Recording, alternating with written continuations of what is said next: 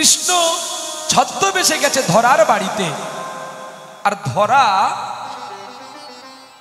ধরা যখন গেছে ওই হরিমুদির বাড়িতে, হরিমুদি তখন বলছে, ধরা তোমার রূপ যৌবন দেখে আমার বড় অনেকদিন থেকে লোভ হয়েছিল, আমি তোমাকে একদিনও পেলাম না, যদি তুমি আমাকে এখন ভালোবাসো আমি যা চাইবো তুমি দিতে পারবে?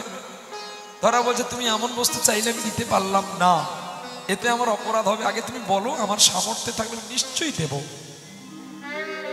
বলে দাও তাহলে। একদিকে তোমার অতিথি নারায়ণ, একদিকে তোমার পতি দেবতা, আর একদিকে তোমার গৃহস্থ বাস্তু দেবতা, তোমার 3 দিকে লক্ষ্য, আর তুমি যদি ওই লক্ষ্যটা পূরণ করো তোমার 3টি লক্ষ্য ভালো হবে। বলার সঙ্গে সঙ্গে ধরা মা বলছে, কি বলো? না, তোমার একটা খণ্ড মাংস আমায় কেটে দাও। কি গো মা, আপনারাও তো এখানে এসেছেন আমার জননীগণ, আমি কীর্তনে আসলে আগে কেন মাকে প্রণাম করি জানো? আমার মা হচ্ছে পরম বান্ধবী। যখনই ফোন করি, একটু আগে গাড়িতে আছি ফোন করছে, বলছে কিরে জানু আর ভালো আছিস? কোনোদিন আমাকে বলে না খোকা কেমন আছিস, কোনোদিন না। বাড়ি গেলেও বলে কিরে জানু আর ভালো আছিস তো? আমি একদিন মাকে বললাম, মা তুমি যে লোকের কাছে আমাকে বলো জানোয়ার বলে, তোমার কষ্ট হয় না? জানোয়ার যেদিন মানুষ হবে সেদিন আমার কষ্ট দূরে যাবে, এখন আমার কষ্ট আছে, এখনো তোমার কষ্ট, তোমার ছেলেকে সবাই দেখছে, তোমার কষ্ট আছে? বলছে হ্যাঁ, জানোয়ারটা এখন তো মানুষ হয়নি। আমি তখন বললাম, মা গলাটা জড়িয়ে বলি, মা তুই যে আমায় বলিস আমার যে অনেক কষ্ট হয়, কষ্ট হলেই তো তাকে ডাকতে পারবি রে, আর যদি তোকে বলি তুই আমার ভালো গায়ক তাহলে তোর অহংকার হবে। ওরে খোকা, জানোয়ার শব্দে কথার মানে জানিস বাবা?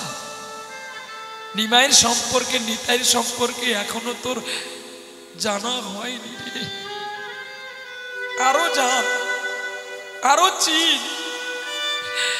যখন আমাদের ছেড়ে তুই পালিয়ে গেছিস, যাকে ধরেছিস তাকে ভালো করে চিনে ফেল, সে যেন তোর বৃদ্ধ কালে বৈতরণী নদীটা তোকে পার করে দেয় রে। আমার জীবনটা ধন্য, আমার 2টি পুত্র 2টি দিকে চলে গেল রে। একজন চলে গেল প্রশাসনের লাইনে, আর একটা ছেলে ভিখারি হয়ে গেল।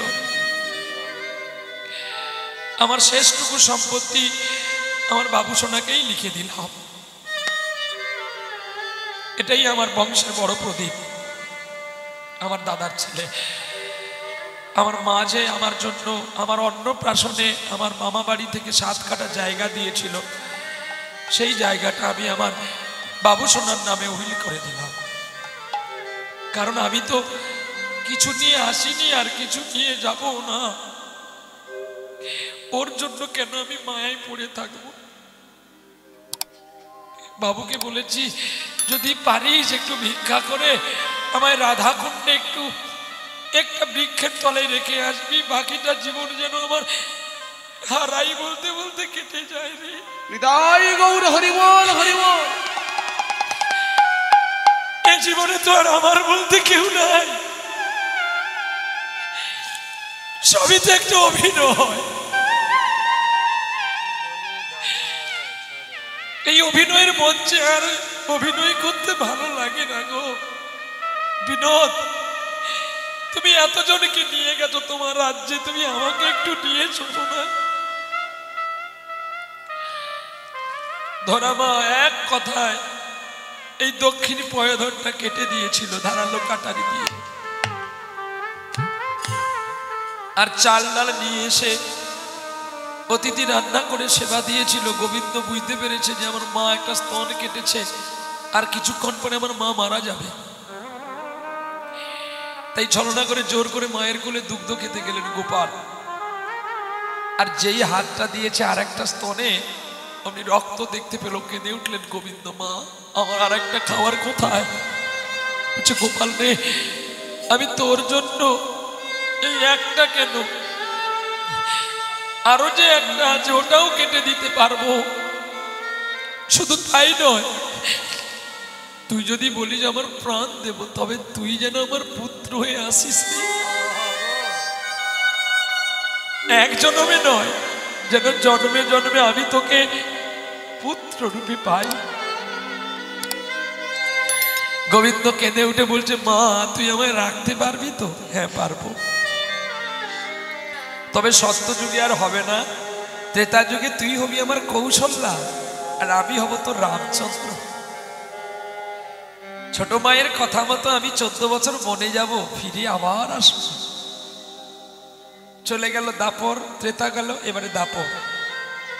দাপরে বিমাতা কইকেই হলো যশোদা নয় দেবকী, আর কৃষ্ণ গোপালের মা হলো যশোদা, ওই স্তন কাটা ধরা। আর এই কলিযুগে তিনি হয়েছিলেন সচিমাতা, যিনি জগতের প্রাণকে জুড়িয়ে দেওয়ার জন্য, জগতের তৃষ্ণাকে মুক্তি করার জন্য, জগতের জ্বালাকে নিবারণিত করার জন্য ধরিত্রীর বুকে এনেছিলেন পরম একটা অগ্নিপিণ্ডকে, যার নাম চৈতন্য মহাপ্রভু। আমি হয়তো আপনাদের এই প্যান্ডেলে নতুন, কিন্তু আমি যখন সর্বপ্রথমে দক্ষিণ 24 পরগনায় গান করি শিরাকুল নস্কর পাড়া, আর সেইখান থেকে আমি তারপরে প্যান্ডেল পেলাম বইচবেড়িয়া। আমার বাবাইদা সবাই আসছে, এনারা আমাকে ছাড়ে না, আমি যতই বলি যাব না আমাকে রেখেছে। আবার দেখা হবে দোল পূর্ণিমার দিনে, আপনাদের চরণ কমলে আসছি বইচবেড়িয়াতে, সামনে বইচবেড়িয়া। আমি বইচবেড়িয়া থেকে গাড়ি নিয়ে আবার ঘুরে উস্তি দিয়ে আসলাম। আমার গাড়ি তো গলবে না, ছোট রাস্তা।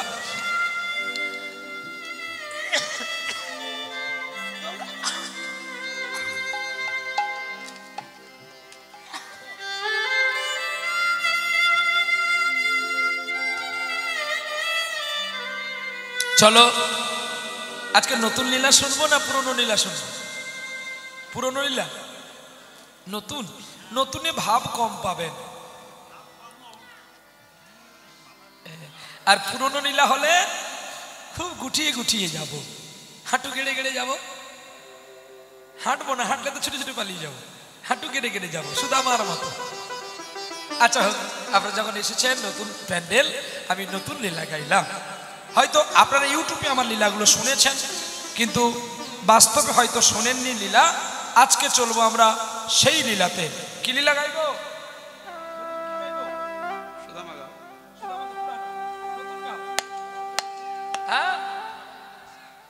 হ্যাঁ, এও তো পুরনো, সে লালা বাহাদুর জগৎ শেঠ।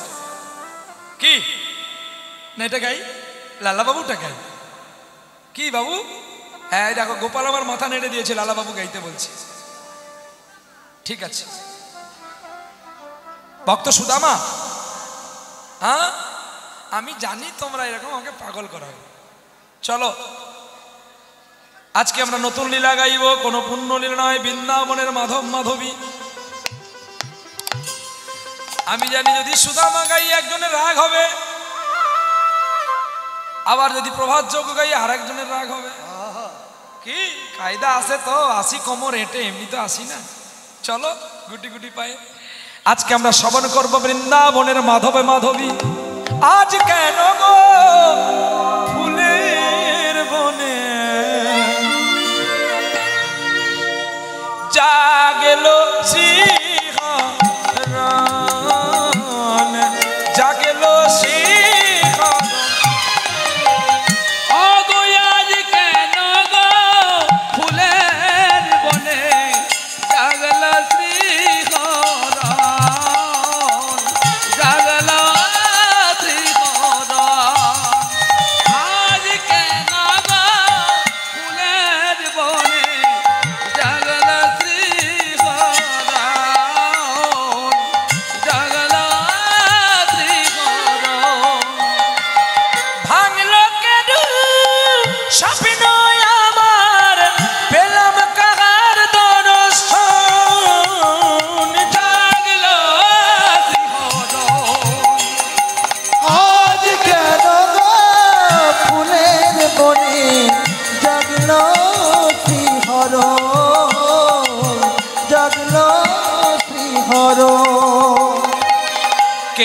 যেন গো মন যমুনা আজ কদম্ব তলায় রাধা নামে উথলিয়াকে বাঁশুরি বাজায় বাঁশুরি বাঁশুরি বাঁশুরি বাঁশুরি বাঁশুরি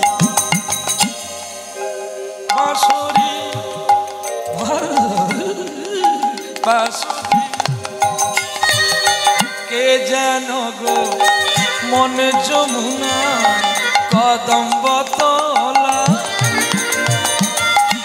রাধা নামে উথলিয়াকে বাঁশুরি বাজায় ওরে আগমনী গান গাইছে পাখি আগমনী গান গাইছে পাখি ওই কি রে বৃন্দাবন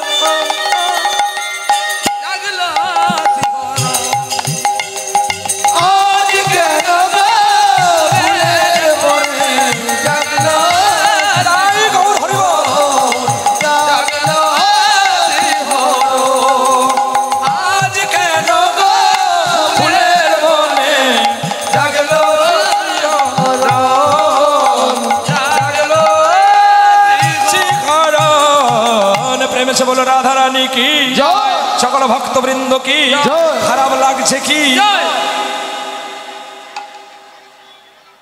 খারাপ লাগছে তো নাকি এই যে আপনি সকলে বললেন খারাপ লাগছে কি এতক্ষণে ও পালিয়ে যেত শুধু ওর খোরা বাবা হয়ে গেছে বলে চলো গো আচ্ছা মাল্লা চন্দনটা হয়ে যাক আমি বলছি তাড়াতাড়ি আসো তাড়াতাড়ি আসো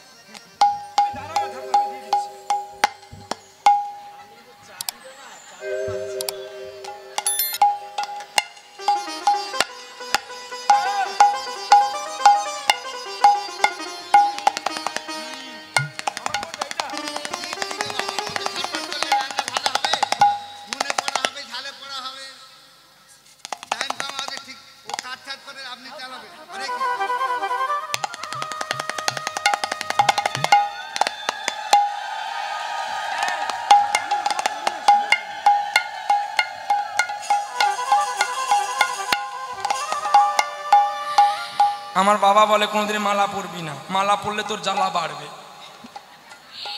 যে মালা নিয়ে এসেছে তার জ্বালা বুঝুক নিতাই গৌর হরি বল শুধু তাই নয় চৈতন্য উপনিষদ বলেছে নিজে না সেজে অপরকে সাজাতে হয় তবেই আমার মহাপ্রভু খুশি হয় কি গো আসক্তি যদি থাকে গোবিন্দ ঘোষকে এমনি ছেড়ে গিয়েছিলেন মহাপ্রভু শুধু একটা হরিতকি লুকিয়ে রেখেছিল সঞ্চয়ের বাসনা করে তাই মহাপ্রভু তাকে নির্বাসন করেছিল তার একটা পুত্র গোপীনাথের মৃত্যু হয়েছিল শেষে গোবিন্দ নিজে গোবিন্দ ঘোষের আদ্যক্রিয়া করেছিল যতক্ষণ না তোমার সকল কিছু সর্বনাশ হচ্ছে ততক্ষণ গোবিন্দ কৃপা পাওয়া যাবে না বিষয় বৈভব ধন দৌলত পুত্র কন্যা স্ত্রী সবাই যেন তোমার কাছ থেকে হারিয়ে যায় তখনই বুঝতে পারবে শূন্য মোর বুকে পাখি মোর ফিরে আয় ফিরে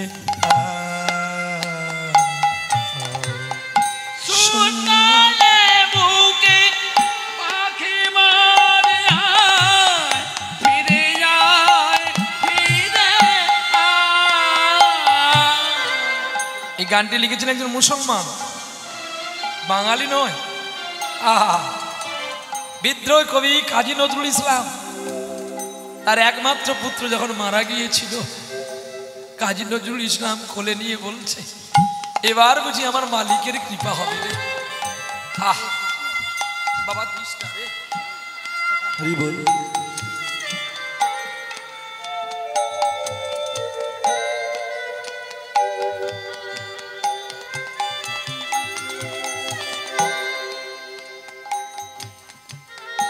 শূন্য মোর বুকে পাখি মোর ফিরে আয় ফিরে আয় শূন্য মোর বুকে দানি সাদানি পামা গারে গারে রে সানি দা পা মা গারে রে সা শূন্য মোর বুকে পাখি মো আয় ফিরে আয় ফিরে আয়। শূন্য এ বুকে পাখি মারিয়া ফিরে যায়, ফিরে যায়।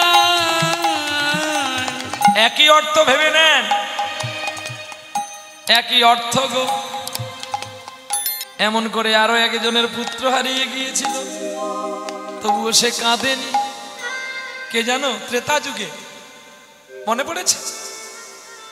হ্যাঁ, রামচন্দ্র যখন তাকে জিজ্ঞাসা করলো তোমার পুত্র মারা গেছে তুমি কাঁদছো না কেন? বলছে ওটা আমার ছেলে না, তুমি তো আমার ছেলে। হরিবল হরিবল। বিভীষণ তরণী সেন যখন চলে গিয়েছিল, আর তরণী সেনকে মেরেছিল কে? হ্যাঁ, তার বাবা। বিভীষণ মেরেছে তার ছেলেরা তরণী সেনকে। বলবে কেন? না, মন্ত্রটা কে দিয়েছিল আর বানটা কে এনে দিয়েছিল? বলছে প্রভু ও তোমার শত্রু, ওকে মারো। না, ওকে কোন বানে মারবো? আমি তো বান খুঁজে পাচ্ছি না, তুমি আমাকে বলে দাও। তখনই তরণী সেন বান এনে দিয়েছিল রামের হাতে। আর মৃত্যুর পরেও বলে গিয়েছিল বাবা গো আবার যেন তোমার গর্ভে আমার জন্ম হয়। তুমি এমন জনের হাতে আমায় মৃত্যু দিলে আমার জন্ম সফল হলো। যার বানের ঘাতে আমার বদনে রাম নাম উচ্চারণ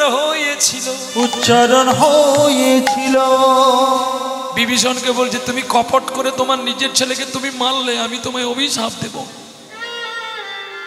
প্রভু তুমি যা দেবে দাও, কিন্তু তোমার চরণ ছাড়াই আমায় করো না গো, তোমার চরণ ছাড়াই আমায় করো না গো।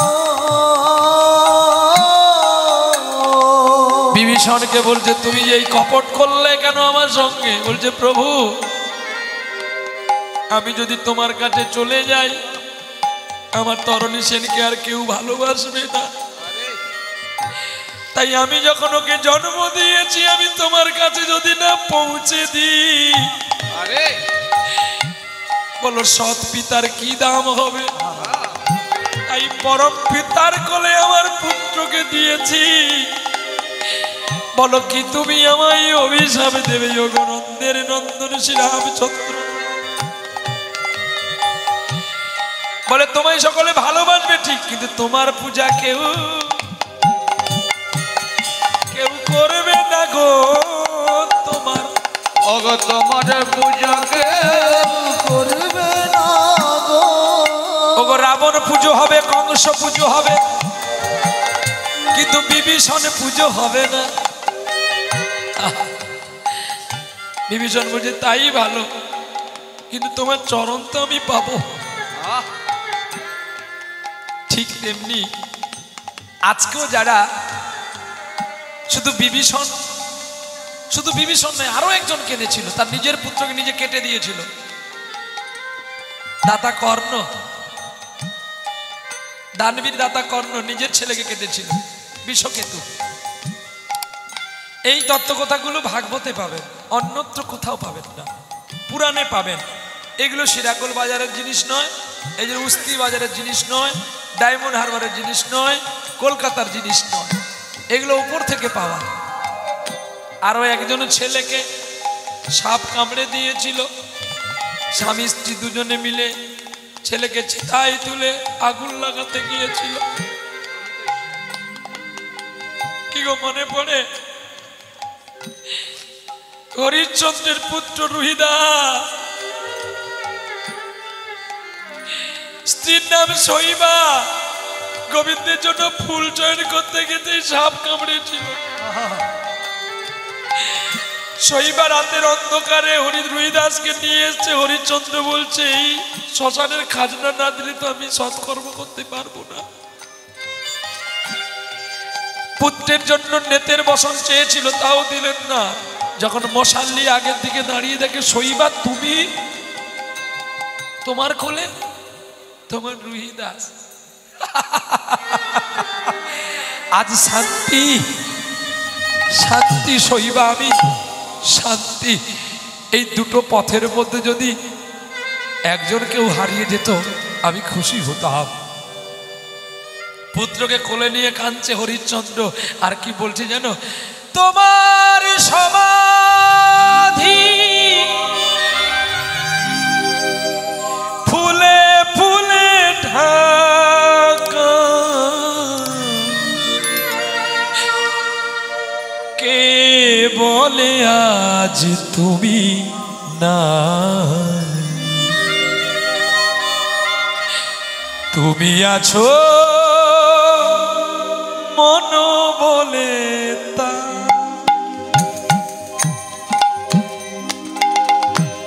তোমার সমাধি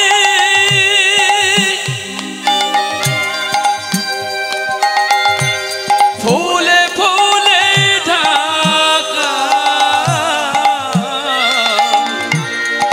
কে বলে না যে তুমি না,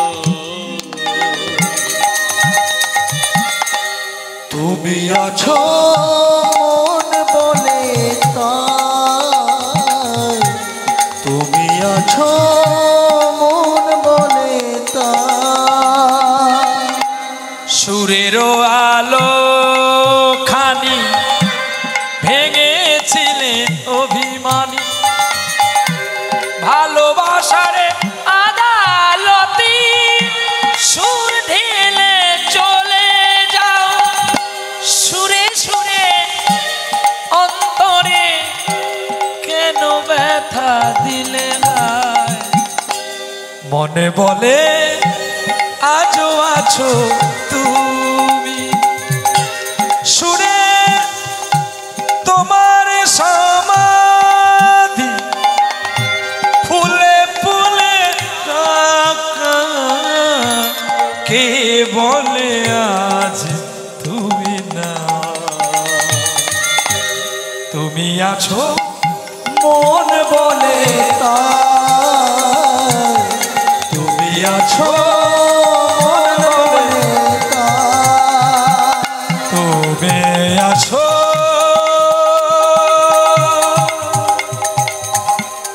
মনে বলে তা।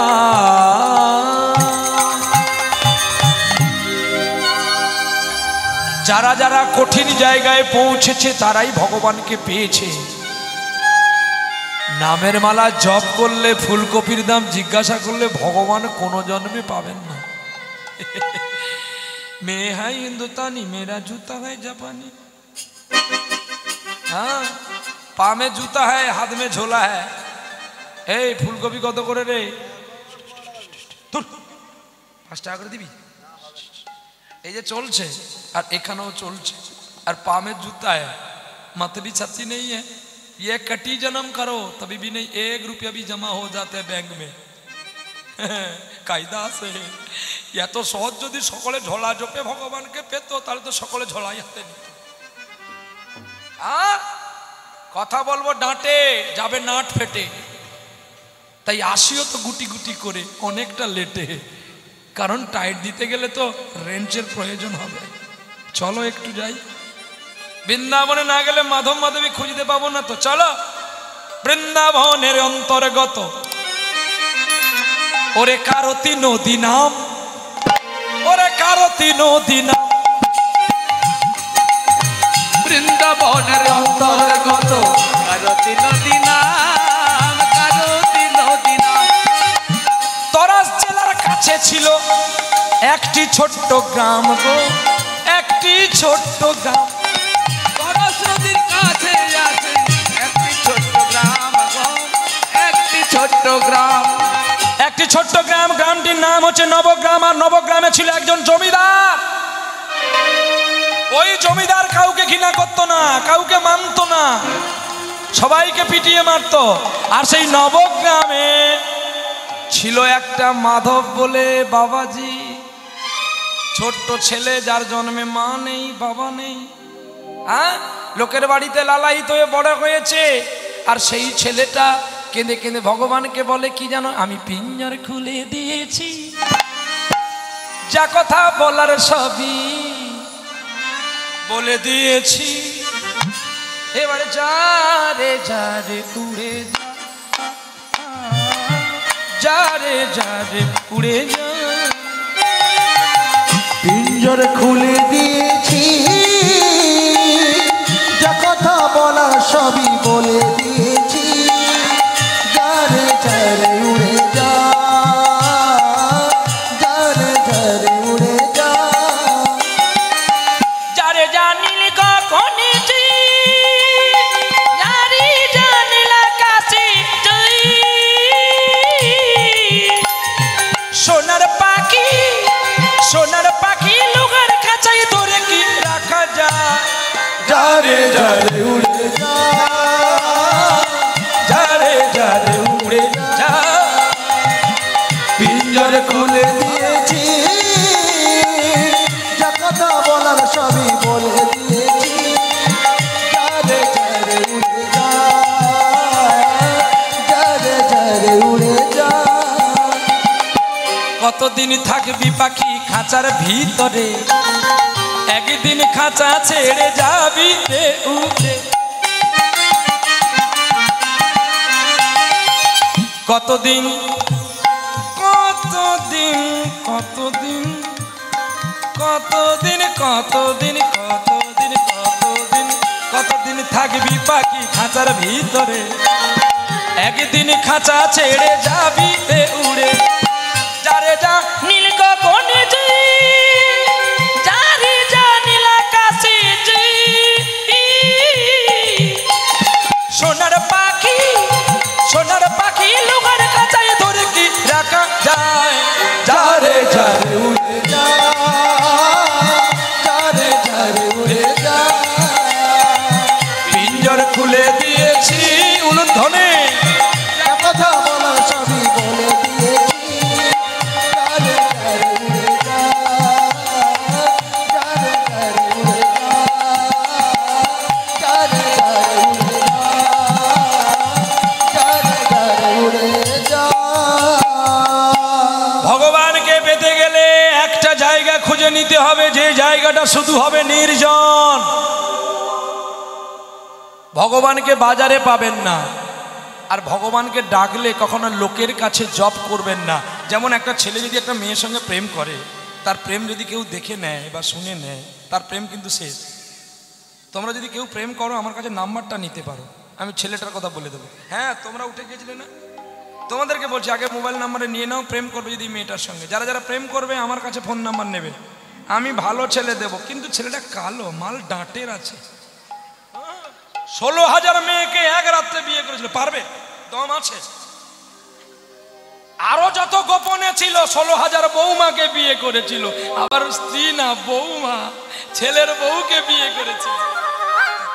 চিনবে কি গো রাই কমলিনী, কমলিনী চিনবে কি গো, চিনবে কি গো, চিনবে কি গো রাই কমলিনী। আমি আছি গো তোর প্রেমেরিনী, আমি আছি গো তোর প্রেমেরিনী গো, প্রেমেরিনী গো, প্রেমেরিনী।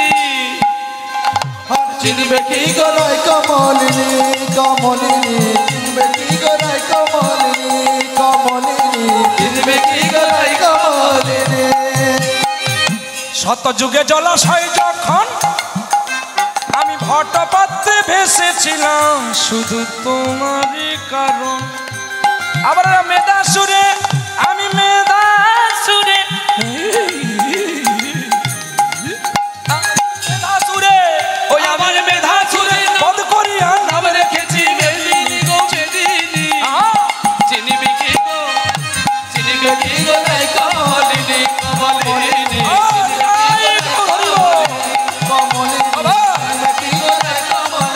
আমি আছি গো তোর প্রেমেরিনী, হই আমি আছি গো তোর প্রেমেরিনী গো, প্রেমেরিনী গো, প্রেমেরিনী।